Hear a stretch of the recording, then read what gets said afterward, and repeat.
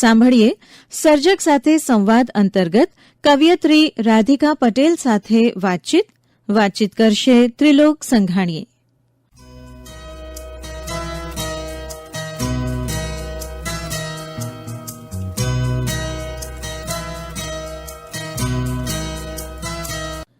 મિત્રો, આપનું સ્વાગત અને આપણા મહેમાનનું પણ સ્વાગત કરીએ.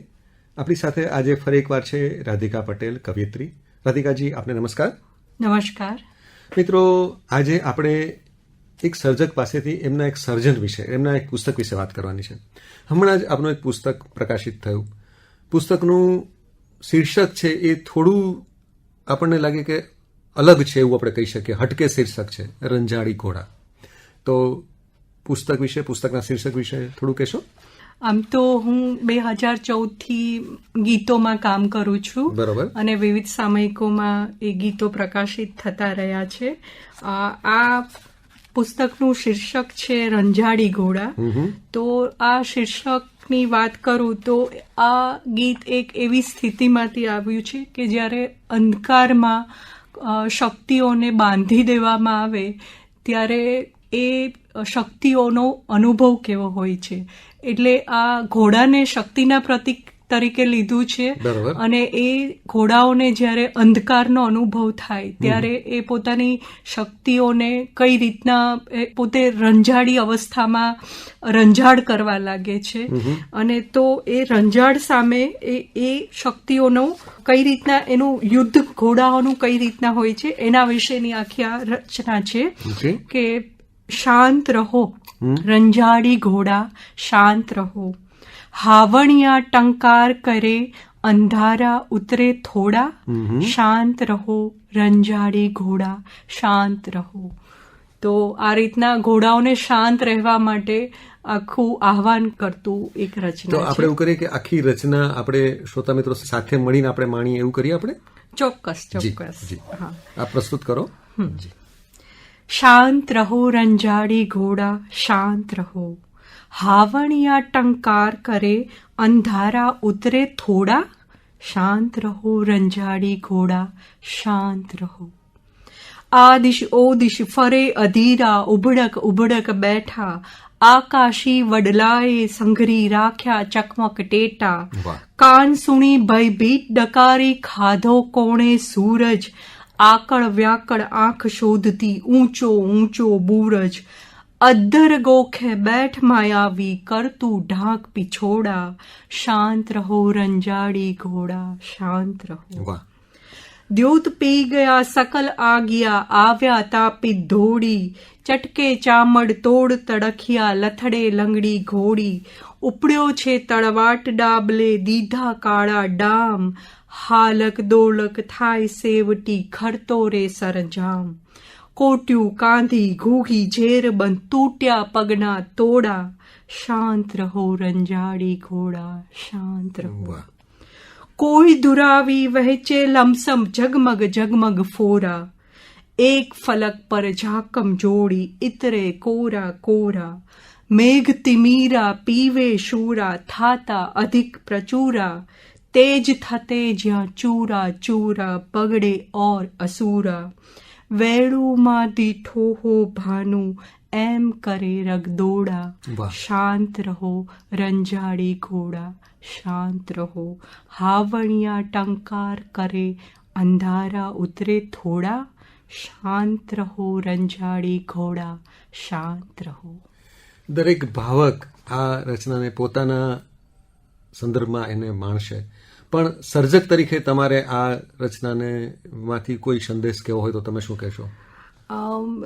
જ્યારે અંધકારની સ્થિતિ હોય ત્યારે શક્તિશાળી મનુષ્યને અથવા તો તમારી અંદર જે બધી શક્તિઓ વપરાયા વગરની પડી રહે એ તમને રંજાડ કરવા પ્રેરે છે.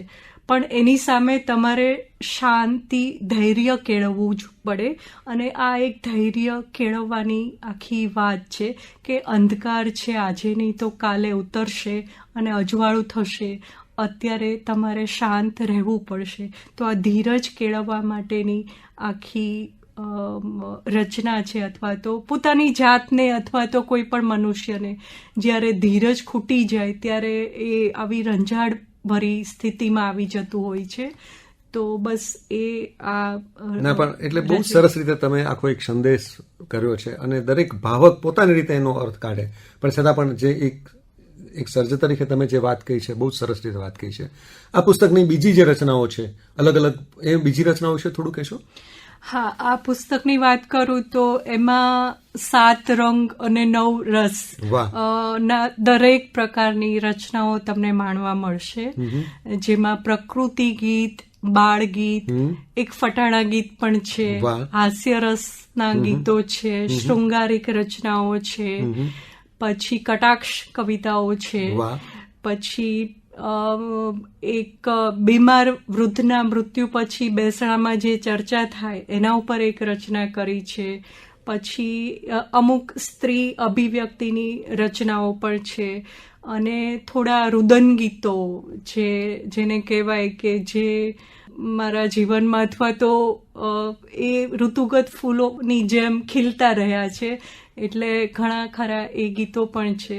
બીજી કેટલીક ઊંડી આધ્યાત્મિક રચનાઓ જેને કહી શકાય એવું પણ છે, કારણ કે જીવનને હું એવું માનું છું કે જીવન કોઈ એક રસમાં ભળેલું નથી હોતું.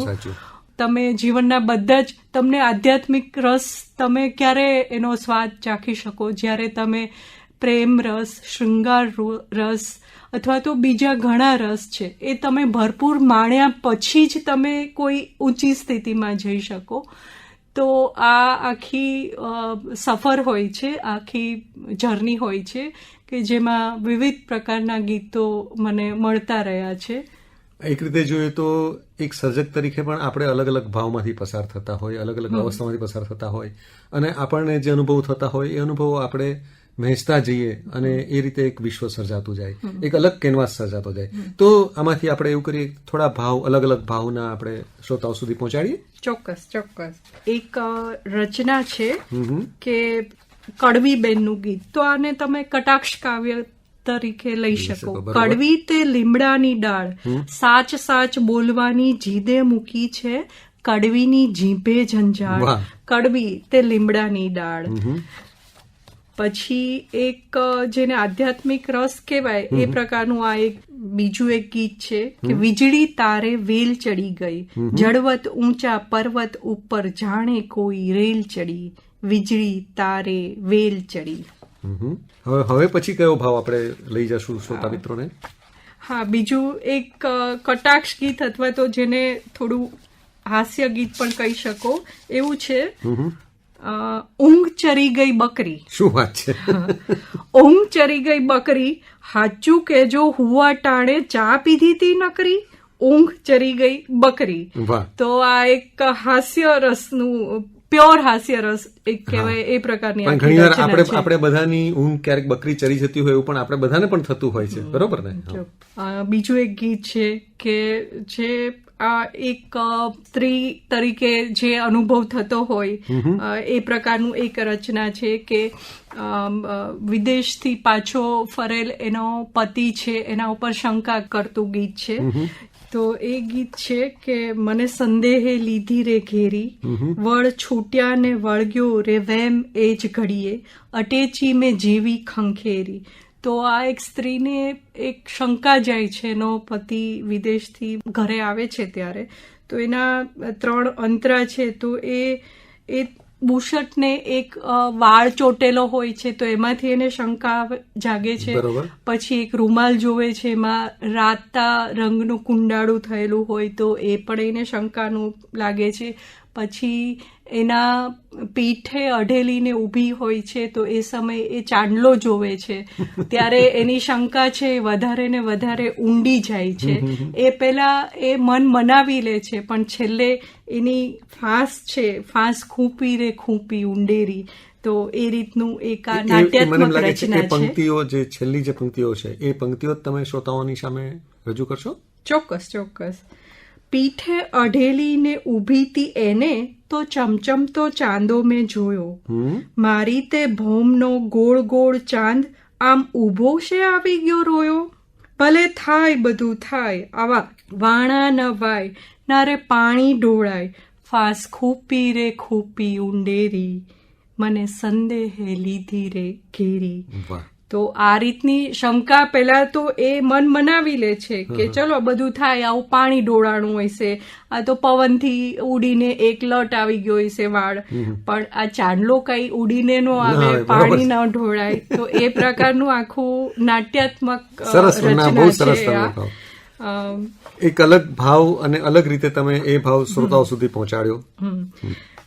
એક શૃંગારિક રચના જેને કહેવાય એ છે.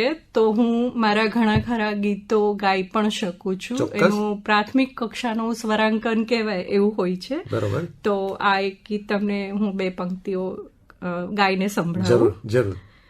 દરિયાએ આવીને પૂછ્યું વાલમ લાગે કેવો, દરિયાએ આવીને પૂછ્યું વાલમ લાગે કેવો, ઊંચી ઊંચી છાલક વાગે આલમ જાગે એવો, દરિયાએ આવીને પૂછ્યું.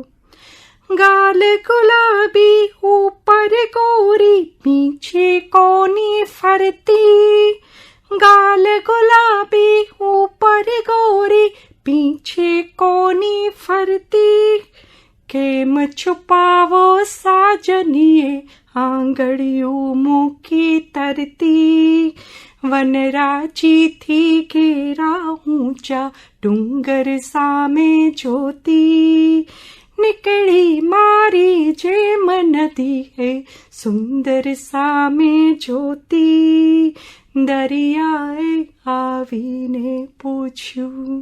વાહ. એક અલગ જ ભાવમાં, અલગ જ વિશ્વમાં આપ લઈ ગયા. હવે આપણે સમાપન કરીએ આપની મનપસંદ કોઈ એક રચનાથી. ચોક્કસ. આમ તો સર્જકને પોતાની બધી રચના સૌથી વધારે જ ગમતી હોય, પણ છતાં પણ આમ તો મારી પ્રિય રચના તો હમણાં મેં જે ગીત તમને ગાઈને સંભળાયું એ છે. એમ છતાં એક થોડી અલગ રચના છે, એના વિશે તમને 2 પંક્તિ સંભળાવું. કે બીમાર વૃદ્ધના મૃત્યુ પછી બેસરામાં થતી ચર્ચાનું આ ગીત છે. તો ફૂલ ખરા તો ચર્ચા એની એ જ વધારે થઈ, ફૂલ ખરા તો ચર્ચા એની એ જ વધારે થઈ, ડાળી પરથી ભાર ગયો કે ડાળી ભારે થઈ. ઘટનાની લંબાઈ વિશે તમે ડાળીને ના પૂછો, વીતી પળનું વજન કરો નહીં એના આંસુ લૂછો, તારીખ વાર ચોઘડિયું કેટલા વાગે ક્યારે થઈ, સૂરજ જેવી ઘટના એ તો સાંજ સવારે થઈ, ડાળી પરથી ભાર ગયો કે ડાળી ભારે થઈ. વાહ, અદભુત. તો રાધિકા, તમે અમને સમગ્ર શ્રોતા મિત્રોને તમે એક અલગ વિશ્વમાં લઈ ગયા, તમારા ભાવ વિશ્વમાં એક સફર કરાવી, એ બદલ આપનો આભાર અને આપને ખૂબ શુભેચ્છા. ફરી પાછી કોઈ નવી વાત સાથે આપણે મળીએ એ આશા સાથે. આભાર. ચોક્કસ. Thank you so much. સૌનો આભાર.